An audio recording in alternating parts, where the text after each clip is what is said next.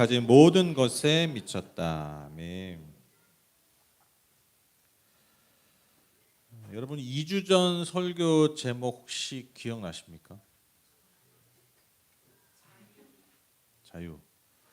네, 자유하십니까? 네, 뭐죠? 자유하십니까? 라는 제가 제목으로 말씀을 나눴습니다. 그래서 우리가 인간의 삶을 망치는 가장 저는 본질적인 게 두 가지라고 생각하는데, 첫 번째로 열등감입니다. 열등감. 그러니까 내 존재감을 잃는 거예요. 이게 인간을 망칩니다. 그렇죠?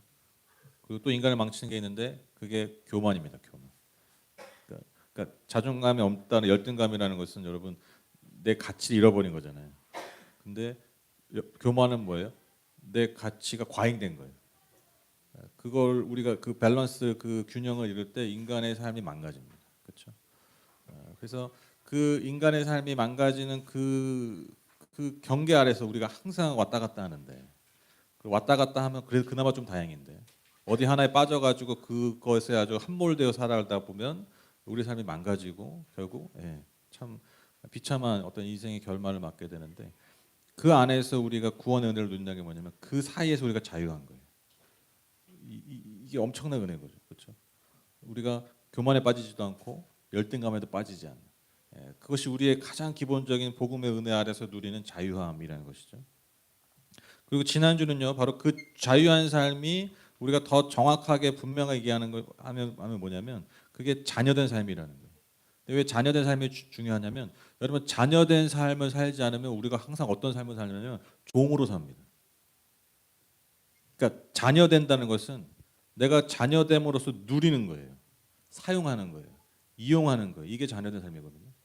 근데 종으로 사는 건요, 내가 주인인 것 같지만 사실 종이라는 거예요. 세상의 가치와 세상이 추구하는 것, 여러분 그게 나쁜 게 아니잖아요. 그렇죠? 여러분 제가 외모를 꾸미는 게 나쁜 겁니까? 열심히 꾸미려고 하는데 뭐 썩 마음에 들진 않지만, 어쨌든 여러분 제가 저는 여러분 제가 여러분 저는 세상의 그 외모의 판단 기준에 저는 판단받지 않습니다. 저는 그 자유합니다. 그럼 제가 오늘 아무렇게나 입어도 되나요? 그건 그냥 예의가 없는 거잖아요. 그렇죠? 상황이 안 맞는 거잖아요. 신경 써야죠. 근데 그것이 나의 삶을 정의 내리지 못하는 거예요. 그게 자유한 거예요. 하나님이 우리에게 주신 건 다 선물입니다. 다 누리세요. 좋은 거예요. 돈도 좋은 겁니다. 명예도 좋은 겁니다. 다 좋은 거예요. 그런데 그것을 추구하고 쫓다 보면 그것이 어느 순간 목적이 되고 목표가 되면 무슨 일이 반드시 벌어지냐면, 여러분 우리는요 그것의 종이 됩니다. 그게 인간의 가장 아주 기본적인 메커니즘이에요. 인간의 삶의 메커니즘. 내가 주인이 듯한데 어느 날 내가 그것의 종이 돼요. 제가 아까 우리 청소년들과 이 얘기했었는데, 제가 한 3년 전에 제가 처음으로 제 차를 샀어요. 제 명의로 된 유일한 재산이에요. 네, 제 명의로 된 유일한 재산, 물론 이제 빚인데 어쨌든 명의상 내 거야. 그래서 제가 그거 타고 나서 제일 먼저 본 게 뭐냐면 이 새 차를 어떻게 해야 되나. 새 차에 미친 사람도 있어요. 왜냐면 이게 기스가 나면 안 돼. 일반 뭐죠 그거 자동 세차 그거 하면 기스 난다고. 그 기스도 아니고 사실 이제 뭐라고 그럴까, 이렇게 좀 잔기스. 그거 안 날라고 손세. 저도 나도 그거 보고 있는 거. 어떻게 하면 기스가 안 나.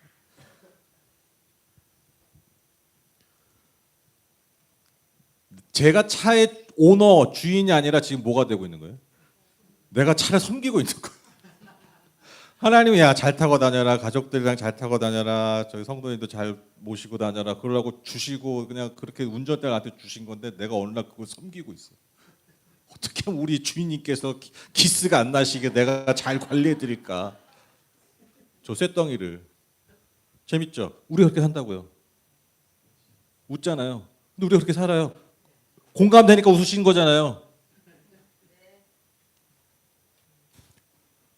내가 예를 들면 자녀도 내가 우상이 되잖아요. 자녀도 내가 종이 되잖아요. 내가 부모인데도 내가 그게 삶의 목적이 되는. 그래서 지금 대치동이 유명하잖아요. 강남 대치동 사교육으로. 우리나라 유명한 정신과 소아과 의사가 그러더라고요. 소아정신과 제일 많은 데가 대치동이래요. 더 비참한 게 뭔지 아세요? 왜 맞냐면 근본적으로 치료해 주는 게 아니라 그렇게 하면서 애들 계속 그렇게 하는 거야. 애들을. 그 정신과 진료하면서 그걸 통해서 치료하고 하는 게 아니라 그걸로 애들이 계속 굴리는 거예요. 그게 우리 현실이라는 거예요. 그게 종의 삶입니다. 종의 삶. 내가 주인 된 것 같은데 그게 우리의 비참함의 반복이라는 것이죠. 그래서 자유하냐 자유하냐.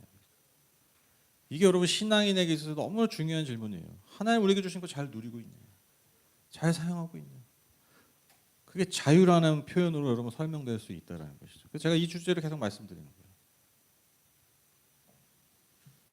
저는 그 종이 아닌 종으로 사는 삶이 아니라 자유한 삶의 어떤 하나의 중요한 모델을 저는 오늘 읽으신 요셉을 통해서 발견하게 됩니다. 여러분 요셉의 삶을 보면요, 이게 자유한 삶의 저는 하나의 모델이라고 생각해요.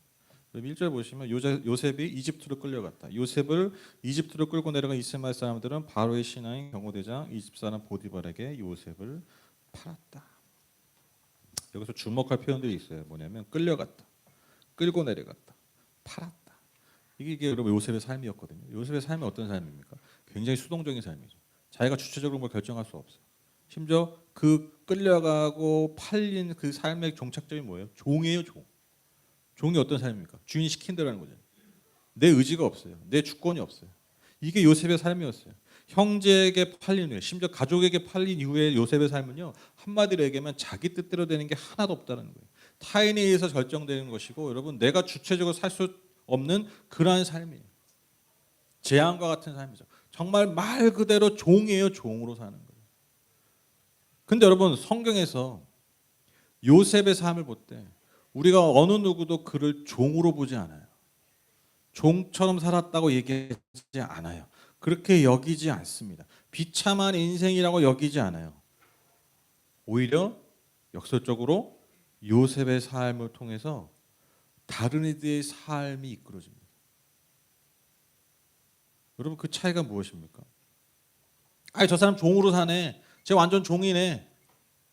그건 우리의 판단이고 우리의 눈이지. 여러분 하나님은요 요셉의 삶을 그렇게 바라보시고 이끄시지 않으셨다라는 거예요. 여러분 성경은요 요셉의 삶을 기대합니다. 동정을 보내지 않아요. 위로하지 않습니다. 오히려 그의 삶이 기가 막힌 삶이라고 얘기합니다. 2절 보시면 주님께서 요셉과 함께 계셔서 앞길이 잘 열리도록 그를 돌보셨다. 요셉은 그 주인 이집트 사람의 집에서 살게 되죠.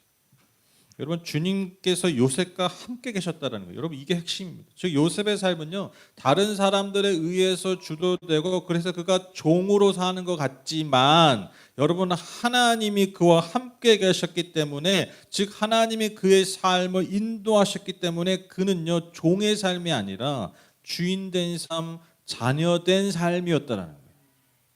이게 엄청난 역설인 것이죠. 하나님에 의해서 인도받았던 그 삶이었기에 하나님과 동행한 그 삶이었기에 여러분 그가 끌려가고 버려진 듯하고 종처럼 산 것 같지만 아니요. 정반대로 하나님이 인도하시는 주인된 삶, 자녀된 삶이었다. 그러니까 그의 삶은 여러분 불행한 삶이 아니죠. 기대가 되고 소망이 되는 그러한 삶이었다는 것입니다. 그리고 그 다음 말씀이 중요하죠. 앞길이 잘 열리도록 그를 돌보셨다. 이게 여러분 우리가 잘 아는 개정판 보면 그가 형통한 자가 되었다라고 얘기해요. 형통할이 아닙니다. 형통할이 아니에요. 형통한, 이미 형통한 삶이었다라는 거예요. 여러분 형통하다는 게 뭐죠? 형통하시길 빕니다. 이게 무슨 의미예요? 그냥 하나님마다 잘 되는 거잖아요.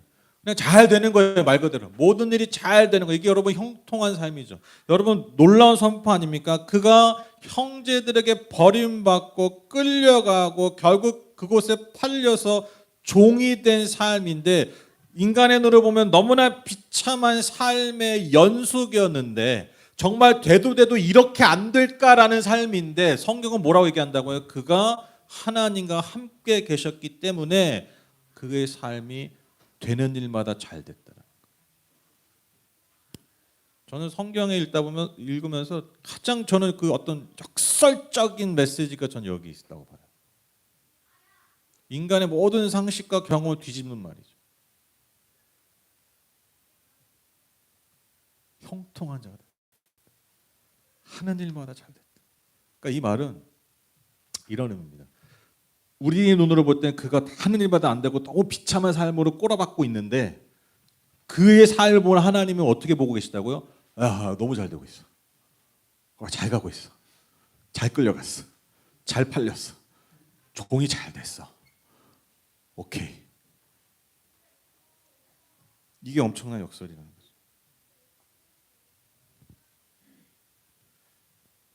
여러분 그런 말 있잖아요. 실패가 진짜 실패가 아니라. 또 잘 아시는 말씀. 실패는 누구의 어머니죠? 성공의 어머니. 그 이영표 선수 아시죠? 그 월드컵 그 4강의 주역이죠. 아주 좋은 신앙인이고 참 좋은 일 많이 하시는데 저 그분이 이제 이렇게 어떤 강연하는 거 이렇게 봤는데 이렇게 많이 와닿더라고요. 이제 그분이 학생 때 자기는 축구 선수로 막 성공하고 싶으니까 그 갈망이 되게 강했대. 나는 반드시 축구 선수 성공하겠다. 그래서 그 사람이 일주일마다 매주 꼭 보는 프로그램이 있었대요. 그게 뭐냐면 성공 시대라는 프로그램이 있었대요. 그래서 1시간 정도 이제 사람들 성공한 사람들을 이렇게 다큐처럼 이렇게 찍어가지고 그 사람이 어떻게 성공하고 그 과정들을 이렇게 보여줘서 그걸 매주 봤대요. 그래서 어떻게 하면 성공할 수 있을까? 근데 이제 보다가 이제 공통점을 발견했대요. 그게 뭐냐면 1시간 정도 이제 그 성공 시대 그 성공한 사람들 얘기가 나오는데 그 1시간 중에 거의 한 55분이 실패한 얘기만 나온대요. 그래 한 5분 정도만 성공한 얘기가 그 결과들이 나왔다라는 거예요. 그래서 자기가 보면서도 저 사람 저렇게 하면 안 되는데 계속 저러면 안 되는데 그러니까 자기가 TV 속으로 들어가서 뜯어 말리고 싶을 정도로 왜 저렇게 실패를 할까? 왜 이렇게 저렇게 반복할까? 왜 저런 짓을 할까? 근데 그분이 하신 얘기가 그래요. 자기가 그걸 쭉 보면서 깨달았고 결론 내리게 그거라는 거죠. 성공이란 실패하는 거구나. 즉 성공하기 위해서는 실패해야 되구나. 그래서 결론이 그거라는 거예요. 성공과 실패는 다른 말이 아니구나. 같은 말이라는 거예요. 같은 말. 여러분 인간의 삶은요 한 치 앞도 알 수가 없잖아요. 정말 한 치 앞도 알 수가 없어요. 제가 그 얼마 전에 그 미국의 산불 난 거 한번 보여드렸잖아요. 팰리세이드 제 차 이름인데. 아니 전 세계에서 제일 부자들이 사는 동네 아닙니까? 제일 모든 환경이 제일 좋고 모든 그 시스템이 다 좋고 도덕도 제대로 못 되고 미국 도덕 이런 게 심하잖아요.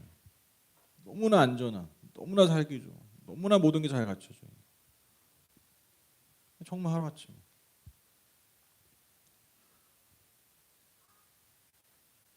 여러분 내가 어떤 큰 성공을 거뒀다고 막 자랑하는 사람들 많이 있지 않습니까? 너무 많아졌어. 너무 많아가지고 나만 성공 못하는 것 같아. 너도 나도 뭐 성공했다고. 저는 사실 그런 거 보면요 그냥 콧방귀 껴요. 왜 그렇습니까? 아직 제가 볼 때도 그래. 아직 새파란 놈이 벌써 성공했다고 난리를 치는. 인생이 얼마나 긴데. 심지어 하루도 얼마나 긴 시간인데 어떻게 보면. 내가 몇 가지 이뤘다고 사람들 앞에서 이러이러해 성공했습니다. 자랑하고 있다는 게 얼마나 부질없는 짓입니까? 그렇게 사라져간 사람들이 여러분 얼마나 많이 있습니까? 얼마나 많이 있습니까?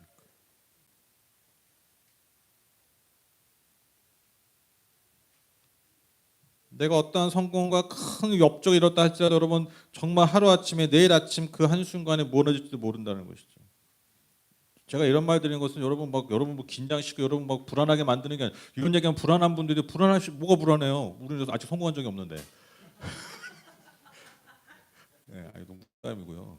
불안하라고 말씀드리는 게 아니에요. 여러분 뭐 겁주려고 하는 말이 아니에요. 그게 인생이에요, 그냥. 알 수 없어요, 알 수 없어요. 그러니까 알 수 없다라는 게 여러분 저는 그렇게 생각해요. 그리스도인들에게 여러분 알 수 없다, 인생이 알 수 없다 이 말이요, 여러분 우리에게 불안과 두려움을 주는 게 아니라 그냥 겸손함을 주는 거예요. 그러니까 오히려 우리의 마음이 더 평안해지지 않으세요? 네, 왜냐면 우리가 알 수 없으니까 하나님 더 신뢰하게 믿게 되죠. 그 안에 주는 평안함이 오히려 오는 거예요. 왜 뭐하러 불안해하세요? 이런 말 듣는다고 해서 두려워하실 필요 전혀 없어요. 여러분 반대도 마찬가지죠. 내가 큰 실패를 했다 해도, 내가 정말 큰 어려움이 겪었다 할지라도 여러분 그것이 우리의 삶의 결론이 아니라는 거예요. 이게 희망 아닙니까? 내가 큰 실패를 했다 할지라도 여러분 그것이 내가 하나님과 동행하는 삶 가운데서 형통이라는 거예요. 잘 되고 있다라는 거예요. 이게 자녀된 삶이라는 것입니다. 이게 자유한 삶이에요. 즉 여러분 모든 피조물의 결론, 즉 모든 인생의 결론은요 하나님이 하시는 거예요. 하나님의 주권 아래 있다라는 거예요. 그래서 여러분 우리가 그렇기 때문에 신실하시고 그 선하신 주님을 따르고 믿고 동행하는 것, 이게 여러분 당연한 우리의 삶의 결론이라는 것입니다. 그리고 이러한 삶이야말로 바로 형통한 삶이라는 것이죠. 그래서 지금의 내 환경과 아니 심지어 내 과거의 어떤 모습, 그런 모든 것이 여러분 어떠하다 할지라도 여러분 결국 우리가 오늘 지금 내게 주어진 이 오늘을 하나님과 동행한다면 여러분 그것이 형통한 삶이라는 것입니다. 그것의 증거가 바로 요셉입니다.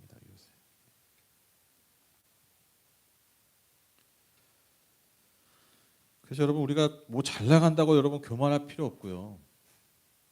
환경이 어렵고 뭐 좌절하고 낙심한다고 해서 여러분 우리의 삶을 여러분 포기할 필요가 없다라는 거예요. 그 가운데서 우리가 항상 선택하는 게 뭐라고요? 하나님과 내가 동행하고 있는 거예요. 내가 하나님과 그 길을 같이 걷고 있는 거예요. 여러분 이것을 우리가 돌아봐야 된다는 거예요.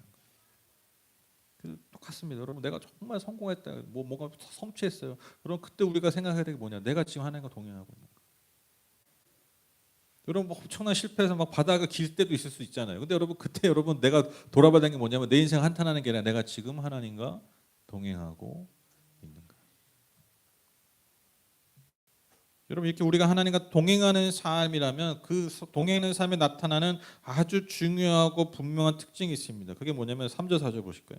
그 주인은 주님께서 요셉과 함께 계시며 요셉이 하는 일마다 잘 되도록 주님께서 돌보시다는 것을 알았다. 주인은 요셉이 눈에 들어서 그를 신복으로 삼고 집안일과 재산을 모두 요셉에게 맡겨 관리하게 하였다. 그러니까 주인이 보기에도 깜짝 놀라는 거예요. 이방인인 그 주인이 보기에도 내가 봐도 내가 믿지도 않고 관심도 없던, 아니 알지도 못했던 신인데 저가 믿는 그 야훼라는 그 신, 그 하나님이라는 신이 정말 저 종과 함께하는구나 걸 깨닫는 거예요. 그가 맡은 일들이 잘 되고 있는 것들을 눈으로 보는 거예요. 그래서 그가 종이었지만 그를 가장 중요한 신복으로 삼고 높이 들어 사용한다라는 것이죠. 5절 보시면 그가 요셉에게 자기의 집안일과 그 모든 재산을 맡겨서 관리하게 한 그때부터 주님께서 요셉을 보시고 그 이집트 사람의 집에 복을 내리셨다. 주님께서 내리시는 복이 주인의 집 안에 있는 것이든지 밭에 있는 것이든지 그 주인이 가진 모든 것에 미쳤다. 즉 요셉에게 맡긴 때부터 하나님께서 보디발의 집에 복을 내리셨다라는 거예요. 근데 여기서 주목한 말씀이 있죠. 그 복을 내리신 이유가 뭡니까? 보디발 때문이 아니에요. 주님께서 요셉을 보시고, 즉 하나님은 요셉을 위해서 요셉 때문에 보디발의 집에 복을 내리셨다는 거예요. 여러분 그래서 하나님과 동행하는 사람의 특징, 즉 형통한 자의 특징이 뭐냐면요. 여러분 그 열매가요 주변으로 흩어져요. 즉 그 사람의 삶이 누군가의 삶을 형통하게 한다라는 것입니다. 똑같이 형통해지는 거예요. 나만 형통한 게 아니에요. 나만 잘 되는 게 아니에요. 내 주변을 잘 되게 하는 거예요. 여러분 제가 지난주에 말씀드렸죠. 종교의 종이 되면 반드시 나타나는 현상이 뭐라고 그랬습니까? 종교의 종이 된다 되게 쉽다고 그랬잖아요. 제가.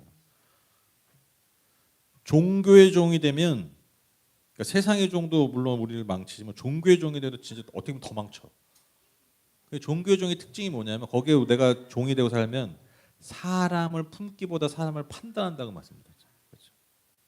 그러니까 우리가 예수를 잘 믿어, 신앙생활 열심히 해, 뭐 예배도 너무 잘 드리고 봉사도 잘하고 뭐 훈련도 잘 받고 그러면 우리가 어떻게 돼야 돼요? 그러니까 예, 그러니까 어떻게 돼야 돼? 그 나타나는 현상이 뭐예요? 사람을 품는 품이 커지는 거예요. 영혼을 품는 품이 커져요. 왜? 예수님이 그러셨잖아요. 예수님이 이 땅에 오셔가지고 하신 일이 다 뭐예요? 인간들이 안 품는 걸 품으러 오셨잖아요. 그게 하나님의 품이에요. 그게 은혜의 품이에요. 인간들은 판단하죠. 인간들은 정죄했죠. 누가 더 많이 했어요? 종교인들이 그랬잖아요. 제사장들, 율법학자들. 그러니까 누구보다 하나님을 잘 안다고 여겼던 사람들, 누구보다 하나님을 잘 섬긴다고 했던 사람들이 오히려 사람들 더 판단하고 더 좁게 품었잖아요. 골라서 했잖아요. 그게 은혜 받은 자의 표지예요, 표지. 종교가 아니라. 그러니까 사람을 판단하고 사람을 정죄하는 게 아니라 사람을 품고 사람을 긍휼히 여기는 거예요. 여러분 이게요. 종교가 아니라 내가 은혜 아래 사는 삶의 열매라는 것입니다. 그래서 여러분 우리가 그분과 동행하고 내가 그 은혜 아래서 형통한 삶이 되면요. 여러분 또한 그렇게 누군가를 형통하게 하는 삶이 된다라는 것이 이게 하나님 우리에게 주신 열매예요. 그래서 그거 점검해야 됩니다. 우리의 삶에서. 내가 내 주변을 형통하게 하고 있는 그것이 여러분 우리의 삶의 기쁨이어야 돼요. 그것이 우리의 삶의 열매여야 됩니다. 우리가 밤낮으로 구하는 건요, 여러분 어떻게 보면 나의 형통인데, 근데 그 진과 열매가 사실 어떻게 나타난다고요? 내 주변이 형통이죠.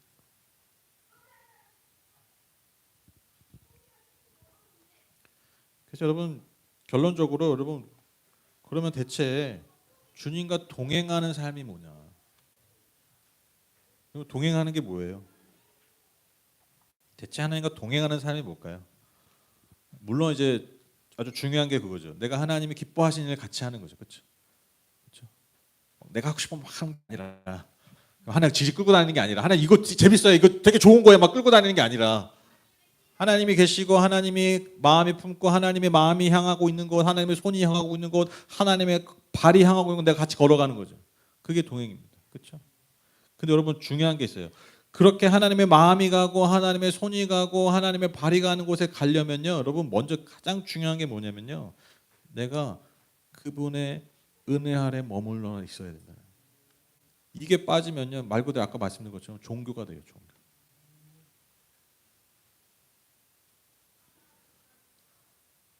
여러분 오늘 본문의 테스트 우리가 얻은 답이 뭡니까? 우리가 뭔가를 요셉이 무언가를 하나님 앞에서 한 게 먼저가 아니었어요. 그렇죠? 요셉이 먼저 뭘 한 게 아니에요. 요셉은 한 거 아무것도 없어요. 그냥 끌려고 팔리고밖에 없잖아요. 하나님이 그와 함께 하셨어요.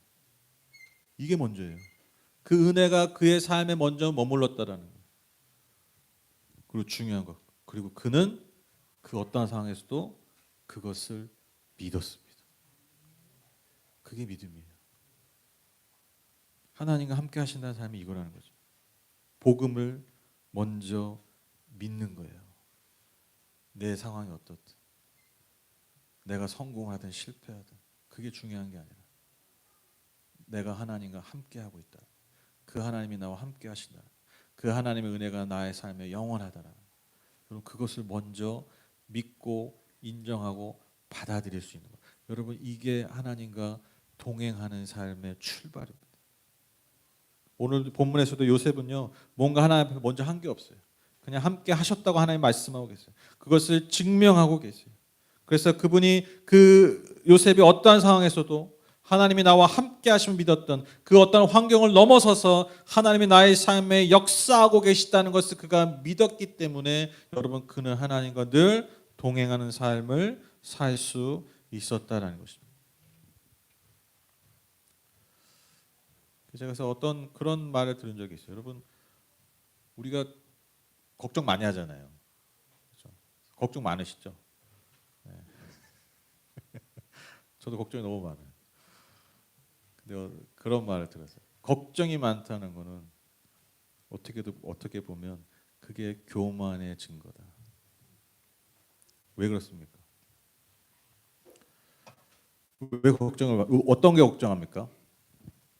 이래 가야 되잖아요. 근데 이래 안 갈 것 같아. 그래서 걱정하는 거죠. 그러니까 이래 가야 되는 거 누가 결정한 거예요? 내가 결정한 거예요. 내 생각이에요. 내가 내린 결론이에요. 그 이래 가야 되고 그래서 그 결론이 이래야 돼. 그러니까 인간이 걱정하는 건 뭐냐면 이래 가야 되는데 이래 안 될 것 같아. 이래 결론이 돼야 되는데 이 결론이 안 날 것 같아. 그래서 걱정하는 거잖아요. 그러니까 내 삶의 주도권이 나에게 있다라고 이미 그렇게 세팅을 해놓고 사니까 걱정한다는 거예요. 그게 교만이죠. 그래서 여러분 진짜 겸손이 뭐냐면 이거 뭐 하나님 이게 겸손이 아니라는 거예요. 진짜 겸손의 아주 중요한 표현이 뭐냐면 하나님 저는 몰라요. I don't know. 이 정도는 알아들으시죠? I don't know. 내 삶을 몰라요. 멍청하다라는 게 아니에요. 인정하는 거예요. 나는 이래 가야 된다고 생각하는데 그게 아닐 수 있다는 걸 인정하는 거예요. 내가 원하는 결론은 이건데 이게 아닐 수 있다는 걸 인정하는 거예요. 더 중요한 건 이래 가야 되고 이래 가야 되는 게 나한테 좋을 것 같고 이런 결론이 나한테 내려져야 반드시 나한테 좋은 것 같은데 아니 그것이 진짜 나한테 좋은 건지 나는 몰라요. 이게 겸손이라.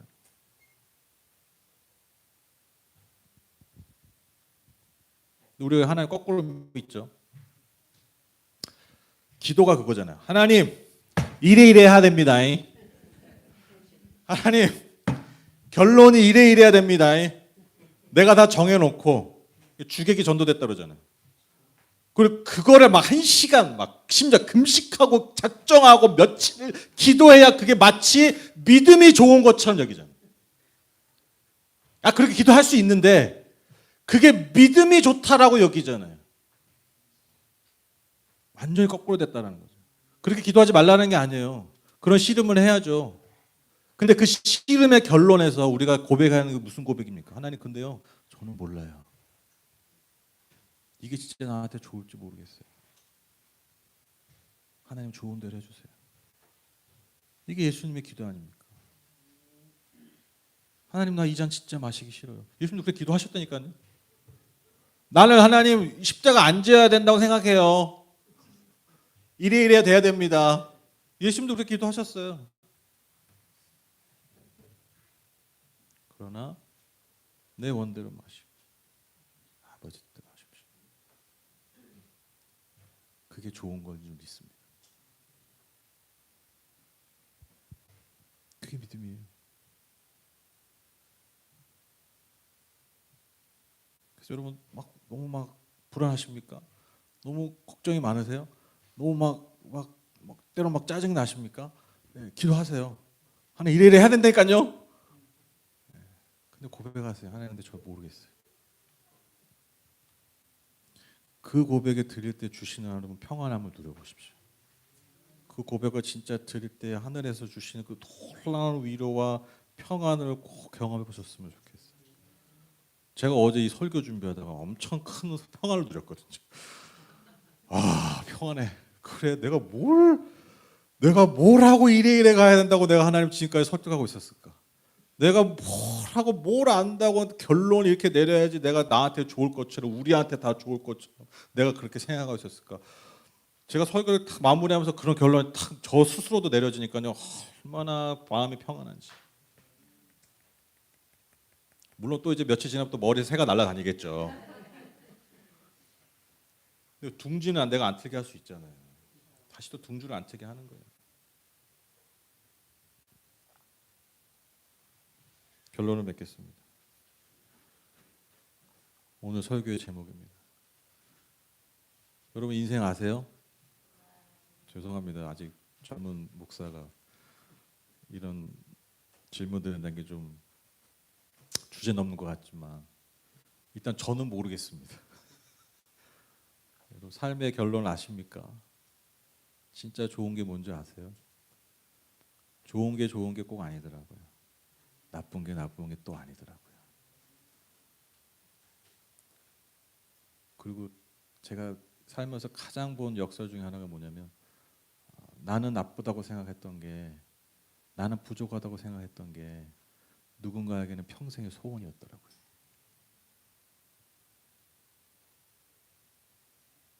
제가 늘 말씀드리잖아요. 여러분 지금 이 자리에 나와 계신 것만으로도 여러분 얼마나 여러분 우리가 큰 복 가운데 있는지 아시죠? 그냥 내가 하던 대로, 그냥 내가 힘들어도 그냥 살던 대로 산다는 건요, 내 삶에 가장 중요한 것들이 여전히 지켜지고 있다라는 증거예요. 내 삶에 여전히 중요했던 것이 지켜지고 있다는 증거. 그러니까 지금 이렇게 나오시죠. 불평이라도 할 수 있는 거예요.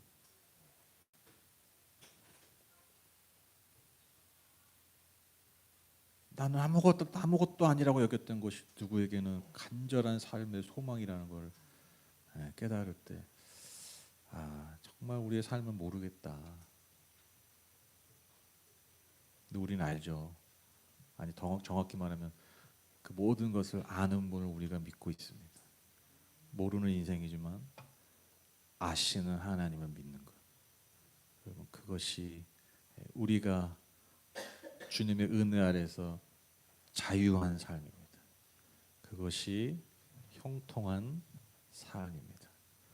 그 은혜를 받으시고 누리시고 그리고 나누시는, 형통하게 하시는 저와 여러분 복된 삶 되시기를 주님의 이름으로 축복합니다. 기도하겠습니다.